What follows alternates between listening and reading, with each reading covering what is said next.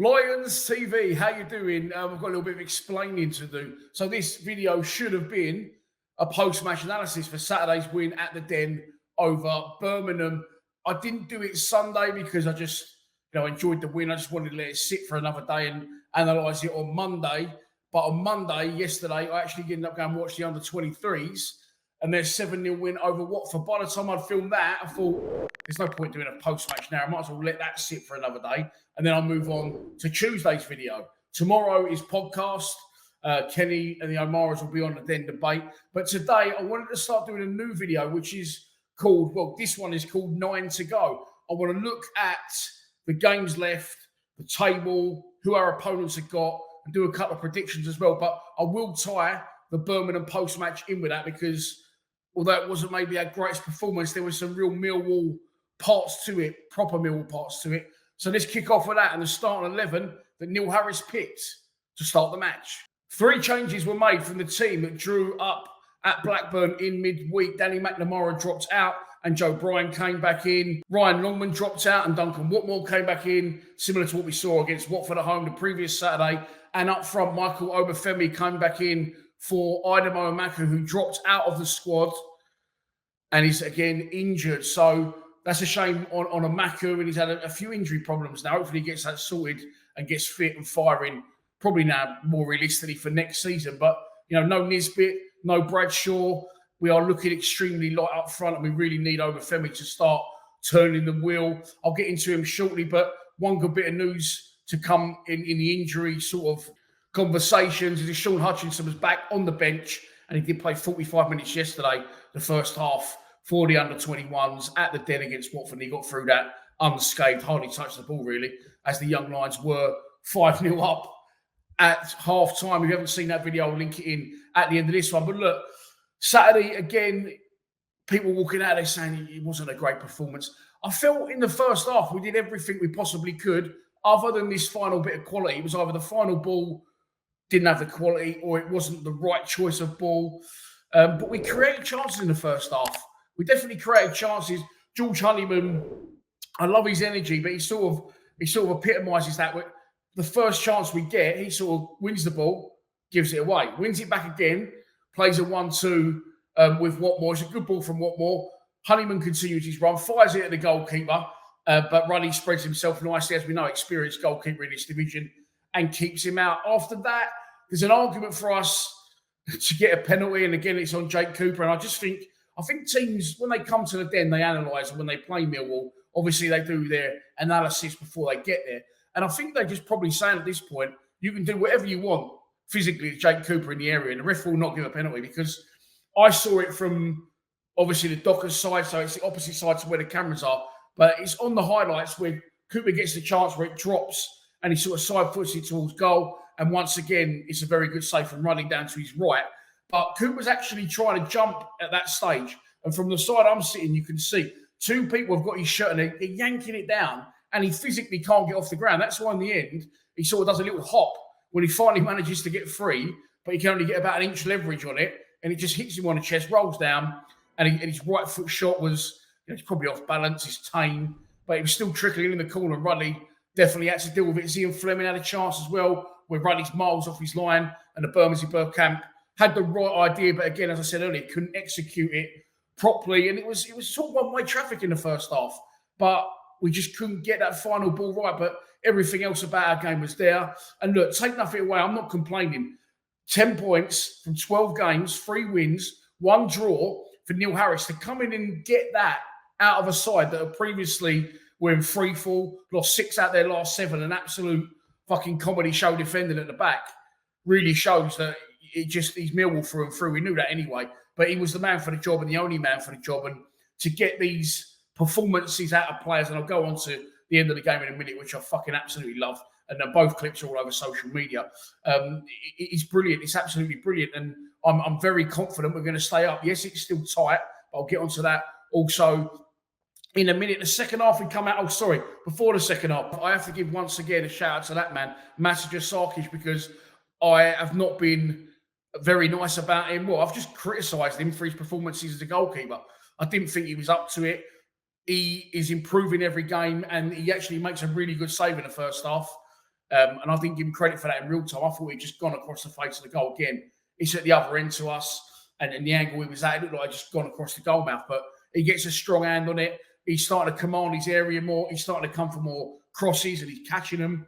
And I'm growing in confidence. And again, another clean sheet. So shout out to Mushroomhead for getting another clean sheet and improving with every game. But at the second half, we didn't really turn up until the later stages. It was going to happen. Birmingham down there in the dumps, with us as well, relegation zone wise, they have a little bit more of a go again, but without really hurting us. We seem to let teams have it a little bit more lately under Harris. Don't press them so high. Okay, break us down. See if you can hurt us. And they didn't manage to do so. Really, I'm struggling to think of a shot that Sarkic had to save. And as the game went on, it's one of them where you're thinking, do you know what? We could play till fucking next Saturday at 5 o'clock and still not score. And it would have been very frustrating. And the frustration, as good as the performance was in parts and certain aspects of the Millwall game, it was frustrating, that especially the set pieces. The amount of set pieces we floated in, and I actually say it in my live stream, I put the clip out on YouTube. We floated so many corners too close to the goalkeeper, and he was just coming out and taking every single one of them. What we keep doing as well at home in a minute is we keep doing this thing where balls are coming in, corners or free kicks. And I said earlier, we don't get anything given on Cooper. Now it's actually going the other way. We seem to be conceding loads of free kicks when we're trying to attack their goal from set pieces. And it was turning out to be a really, really frustrating afternoon in SE16. But as injury time come, and this is what happens, good teams get points on the ball. This is Neil Harris for you all day long. Keep driving. All right, we haven't been brilliant, but we'll keep pressing. And a corner comes in from Saville. This time, he doesn't float it. He does whip it. And Japhet Tanganga is becoming a little bit of a fucking hero at the minute, isn't he? 2 very important goals now since Neil Harris has taken over. And he gets a really good header, sort of running away from goal. He is free in the box, but he works his way free, done well. And Ruddy can't keep that one out. Fucking SE16 explodes. I've seen it on I think it's Dave Birmingham, who does the Birmingham fan channel. They've interviewed their fans after the game, and they said, look, listen, respect to Mill, the noise in there when that goal went in was unreal. And they went home disappointed, but we went home with the 3 points. And the feeling in the box after the game, we went back in the box, and everyone was just like, just fucking exhausted, because all that pent up emotion from over the 90 minutes, and we didn't think we was going to manage to get it over the line. And then bang, that explosion when Tanganga scored was absolutely brilliant. And then right at the death, again, if you've watched the full-time reaction, you hear me say George Saville's going to take it and just absolutely crack up. It's the free kick that Saville just fucking larrups out of the ground. But before that, Ryan Leonard once again shows, and shout out to the Millwall tube as well, by the way, because I saw him put it on social media. It's the clip where Ryan Leonard wins the ball and he fucking gallops 95th minute, energy, desire, passion to get there before the Birmingham player gets wiped out, and then wins a free kick, gets up, gives Saville a high five. And the Millwall tube said, who remembers how bad Ryan Leonard was when he came to the club as a record signing at about 26 years old? He was touted as a box-to-box midfielder. I give him loads of shit. Loads of you give him loads of shit. He actually made a Lions TV worst 11 once. But my God, what a transformation in a player. He's now 31, I think. So by the time he's 37, he could be fucking getting a call from Gareth Southgate at this rate, because he just improves with every single game. And then the free kick that I said, Saville just looks up and just fucking launches it out of the ground. His last seen bobbling down the Alderton Road. It was fucking brilliant. And it was just very, very Millwall in those 2 moments to just give everyone the extra fucking lift. And once again, we was rocking all over the world. 3 wins out of 4 from Neil Harris. No defeats. However, we do travel to Leeds United and Ellen Road on Sunday, which is an absolute killer, because that has absolutely fucking chopped our crowd in about a third from the people that would have travelled. I imagine we would have took sort of 2,500 up there, 2,000. But now with it being Sunday, I think it's a 3 o'clock kickoff. Is it on the telly, or 1 o'clock kickoff? I'm not sure what time the kickoff is. I do need to check that, and I will check that out before I do my preview on Thursday, because it's a Sunday game. But yeah, look, let's have a look now at the league table. Currently sitting in 16th, 5 points clear of the relegation zone, and Huddersfield occupy that highest space. They lost 4-1 at home to West Brom on Sunday after they was leading. Birmingham is still just floating above the relegation zone. However, they play tonight and use up that game in hand. They're at home to Middlesbrough. If you look at our goal difference there as well, -12, and Huddersfield sitting in 22nd on -19. I don't expect them to make 7 goals up on us between now and the end of the season, of course, which is only 9 games to go, as I've already said. So I'm counting that pretty much. This is how I look at it. I'm counting that as an extra point on the ball, really. And of course, we have yet to play Huddersfield away, Rotherham away, Plymouth at home, Swansea away, amongst other teams. So it's definitely in our hands. And I'm really, really confident that we are going to get the job done. As we know, on Sunday, we are away to Leeds, and that is going to be difficult. I won't give you a prediction on that yet, of course, because that was sort of shit all over the preview. But we can look at the Championship fixtures. Here they are. Swansea versus Cardiff in the Welsh Derby is an early kickoff. We could do with Cardiff getting something from that game. Birmingham at home to Watford. I mean, look, we're not a million miles away from clawing Watford back in, are we? Ipswich, Sheffield Wednesday, after Ipswich's defeat late last time out against Cardiff, you'd be hoping for them to get back on track at home against the Owls. Middlesbrough versus Blackburn will be a tight one. And Blackburn, I think they're a good side. I can't see how they keep getting dragged into it. I did see one of their fans saying, or some of their fans saying, they don't struggle against the good sides in the division. It's sort of mediocre to bad ones that they struggle to get points against. And they drew 1-1 again at Eagle Park on Saturday after leading that game 1-0 through, surprise, Sammy Smodic. Plymouth pegged them back through Whittaker. Plymouth themselves are at home to Preston. Preston a little bit up and down at the minute with their form. Rotherham, Huddersfield, I mean, Rotherham are gone, and they, God bless them, but that could do us a favour if they could get that again. That's a derby. Stoke versus Norwich.